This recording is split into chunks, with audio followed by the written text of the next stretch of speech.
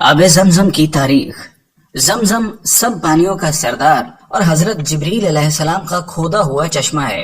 زمزم کا پانی شیر خوار حضرت اسماعیل علیہ السلام کی پیاس بجھانے کے بہانے اللہ تعالیٰ نے تقریباً 4000 سال قبل ایک معجزے کی صورت میں مکہ مکرمہ کے بے آب و گیا ریگستان میں جاری کیا، جو آج تک جاری ہے۔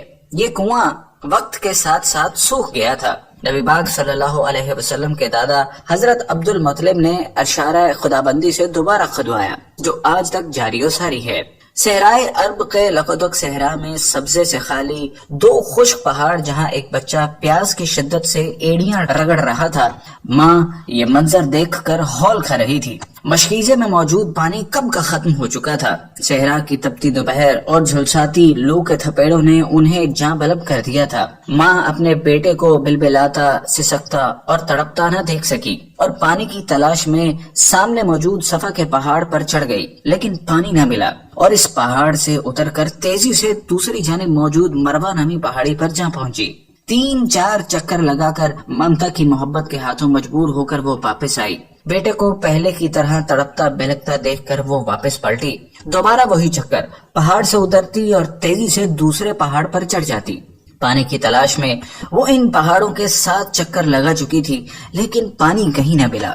اور پھر وہ بے قرار ماں دوڑ کر اپنے بچے کی طرف آئی، جو جاں بلب ہو چکا تھا۔ سینکڑوں ماؤں سے زیادہ اپنے بندوں سے پیار کرنے والا خدا یہ منظر دیکھ رہا تھا۔ اس نے فوراً حضرت جبرائیل علیہ السلام کو وہاں بھیجا۔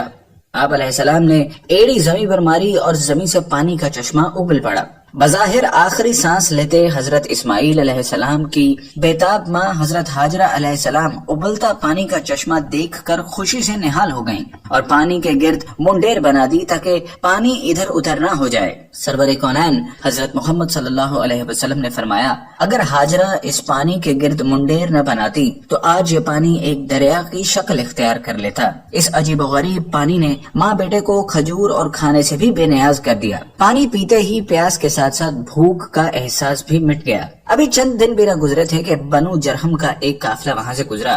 دیکھا کہ مکہ کی گھاٹیوں پر پرندے اڑانے پھر رہے ہیں۔ ان کے لیے یہ منظر حیران کن اور ناقابل یقین تھا۔ اس علاقے میں تو خاک اڑتی تھی اور لو کا گزر ہوتا تھا۔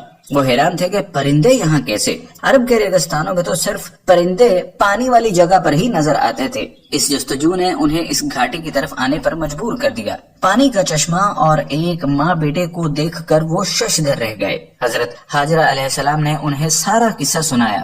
بنو جرہم کے قافلے کے لوگ یہ واقعہ سن کر بے حد متاثر ہوئے اور ماں بیٹے کی عظمت ان کے دلوں میں بیٹھ گئی۔ انہوں نے حضرت ہاجرہ علیہ السلام سے وہاں بسنے کی اجازت مانگی، جو انہوں نے بخوشی دے دی۔ صحرائے عرب کا یہ بنجر اور ویران ریگستان آباد ہو گیا۔ حضرت اسماعیل علیہ السلام بڑے ہوئے تو اس قبیلے کے سردار عمر بن مخاض کی بیٹی کے ساتھ شادی کر لی۔ حضرت اسماعیل علیہ السلام کی اولاد پیدا ہوئی اور ان کو بنو بکر کہا جانے لگا۔ بنو جرہم اور بنو بکر باہمی اتفاق و اتحاد سے کئی سال تک رہے، لیکن آہستہ آہستہ ان میں اختلاف شروع ہوئے، جو اس قدر بڑھے کہ بنو بکر نے بنو جرہم کو علاقے سے نکال دیا۔ بنو جرہم نے اس علاقے کو چھوڑنے سے پہلے خانہ کعبہ کا سارا خزانہ، غلاف کعبہ اور قیمتی تلواریں زمزم کے کنویں میں ڈال دیں اور مٹی سے کنویں کو بند کر کے زمین کو برابر کر دیا۔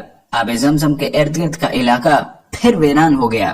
حج کے دنوں میں وہ علاقہ آباد ہوتا، لیکن اب آب زمزم کا قصہ یاد ماضی بن کر رہ گیا تھا۔ برسہ برس گزر گئے۔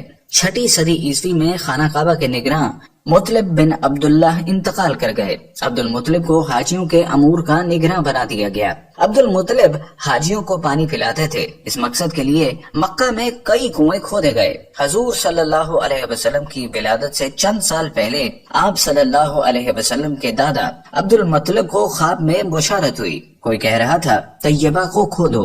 حضرت عبد المطلب کو معلوم نہیں تھا کہ طیبہ کیا ہے۔ اگلی رات پھر خواب آیا، کہا گیا براہ کو کھودو، مگر وہ براہ کو بھی نہیں جانتے تھے۔ تیسری رات خواب میں کہا گیا مدنوع کو کھودو، لیکن یہ بات بھی ان کی سمجھ میں نہ آئی۔ چوتھی مرتبہ خواب میں ایک شخص نظر آیا اور کہا زمزم کو کھودو۔ آپ نے پوچھا کہ زمزم کیا ہے؟ جواب ملا کہ زمزم وہ ہے جس کا پانی ختم نہ ہوگا، نہ خشک ہوگا، حاجیوں کو خطرہ سیراب کرے گا۔ نشانی اس کی یہ ہے کہ وہاں چیونٹیوں کی بہت سی بلیں ہیں اور ایک کوا زمین کریدتا رہتا ہے۔ اگلے دن صبح سویرے عبد المطلب اپنے بیٹے حارث کے ساتھ اس جگہ پہنچے اور کھدائی شروع کر دی۔ اہل قریش نے باپ بیٹے کو کھدائی سے روکا اور ان سے کہا کہ اس جگہ تو بتوں کے نام پر قربانیاں دی جاتی ہیں، یہ مقدس جگہ ہے۔ عبد المطلب نے سنی انسنی کر دی اور کھدائی جاری رکھی، مگر قریش نے باپ بیٹے کی کوئی مدد نہ کی۔ 3 دن کی انتھک محنت کے بعد آخر گوہر مقصود ہاتھ آ ہی گیا۔ عبد المطلب کھدائی کرتے اور حارث مٹی اٹھا کر باہر پھینکتے رہے۔ زمزم کا کنواں نکل آیا اور عبد المطلب کے ہاتھ بیش بہا خزانہ لگا جو بنو جرہم نے دفنا دیا تھا۔ اب قریش کی آنکھیں بھی کھل گئیں۔ وہ عبد المطلب کے پاس آئے اور کہنے لگے، کنواں تو ہمارے باپ اسماعیل کا ہے، اس خزانے میں ہمارا بھی تو حصہ بنتا ہے۔ عبد المطلب نے صاف انکار کر دیا۔ قریش والے بھی ٹلنے والے نہیں تھے، انہوں نے لڑائی اور جھگڑے کی دھمکی دے دی۔ ابن اسحاق کی روایت ہے کہ معاملہ خراب ہوتا دیکھ کر عبد المطلب نے پیشکش کی معاملے کا تصفیہ کر لیا جائے۔ چنانچہ اس جھگڑے کو نپٹانے کے لیے عرب کے دستور کے مطابق کسی با علم اور دانشمند شخص پر فیصلہ چھوڑا گیا۔ اہل قریش نے کہا کہ شام میں رہنے والے قبیلہ بنو سعد کی کہنا ہی اس کا فیصلہ کر سکے گی۔ عبد المطلب نے یہ بات مان لی اور مختلف قبائل کے نمائندہ افراد کے ہمراہ شام کے لیے رخت سفر باندھ لیا۔ فاصلہ طویل تھا، راستے میں میلوں پر پھیلے صحرا سے گزرنا تھا۔ صحرا میں اکثر لوگوں کے پاس پانی ختم ہو گیا، پیاس کے مارے لوگوں کی جان نکلنے لگی۔ جن کے پاس چند گھونٹ پانی تھا انہوں نے دوسرے کو دینے سے انکار کر دیا۔ عبد المطلب کے ساتھی زندگی سے مایوس ہو گئے اور نوبت یہاں تک پہنچی کہ ان ساتھیوں نے کچھ قبریں بھی کھود لیں تاکہ جو پہلے مر جائیں ان کو دوسرے دفنا دیں۔ عبد المطلب سے ان کی حالت دیکھی نہ گئی۔ انہوں نے مشورہ دیا کہ بیٹھ کر موت کا انتظار کرنے کے بجائے سفر جاری رکھا جائے، شاید کوئی بستی نظر آ جائے۔ عبد المطلب کی اونٹنی پر سوار ہو کر اسے کھڑا کیا تو نیچے سے شیریں اور عمدہ پانی کا چشمہ پھوٹ پڑا۔ خوشی سے ان ناقابل فراموش لمحات میں عبد المطلب نے زور سے نعرہ لگایا۔ سب نے پانی پیا اور اپنے برتن بھر لیے۔ یہ ماجرا دیکھ کر تمام قبائل کے نمائندہ افراد حیران رہ گئے۔ انہوں نے کہا، عبد المطلب اب ہمیں آگے جانے کی ضرورت نہیں، قدرت نے راستے میں ہی تمہارے حق میں فیصلہ کر دیا ہے۔ اب ہم تم سے زمزم کے مسئلے پر نہیں جھگڑیں گے۔ جس ذات نے اس بے آب و گیا ویرانے میں تمہارے لیے چشمہ جاری کیا ہے، بے شک اسی نے تمہیں زمزم عطا کیا ہے۔ اس کنویں کی عظمت تو دیکھیے، آب زمزم حضرت اسماعیل علیہ السلام کے لیے نکالا گیا اور اس کی وجہ ان کی والدہ بنی۔ اللہ کے حکم سے حضرت جبرائیل علیہ السلام نے یہ پانی جاری کیا۔ اس پانی کو تمام انبیاء اور نیک لوگ پیتے رہے۔ ایک مرتبہ حضور صلی اللہ علیہ وسلم آب زمزم کے کنویں پر تشریف لائے۔ آپ صلی اللہ علیہ وسلم کے لیے پانی کا ایک ڈول نکالا گیا۔ آپ صلی اللہ علیہ وسلم نے کھڑے کھڑے اس میں سے کچھ پانی نوش فرمایا، پھر اس میں کلی کر دی اور ڈول کو کنویں میں انڈیل دیا، گویا یہ پانی آپ صلی اللہ علیہ وسلم کا جھوٹا ہے۔ حضور صلی اللہ علیہ وسلم نے فرمایا، آب زمزم ہر بیماری کے لیے شفا ہے۔ آب زمزم کا کنواں خانہ کعبہ کی جنوب مشرق میں تقریباً 21 میٹر کے فاصلے پر تہ خانے میں واقع ہے۔ اس کنویں کی گہرائی تقریباً 98 فٹ اور اس کے دہانے کا قطر تقریباً 3 فٹ 7 انچ تا 8 فٹ 9 انچ ہے۔ 1953 تک یہ پانی ڈول کے ذریعے نکالا جاتا تھا، مگر اب مسجد حرام کے اندر اور باہر کے مختلف مقامات پر آب زمزم کی سبیلیں لگا دی گئی ہیں۔ زمزم کا پانی مسجد نبوی میں بھی عام ملتا اور یہ حجاج کرام یہ پانی دنیا بھر میں اپنے ساتھ لے جاتے ہیں۔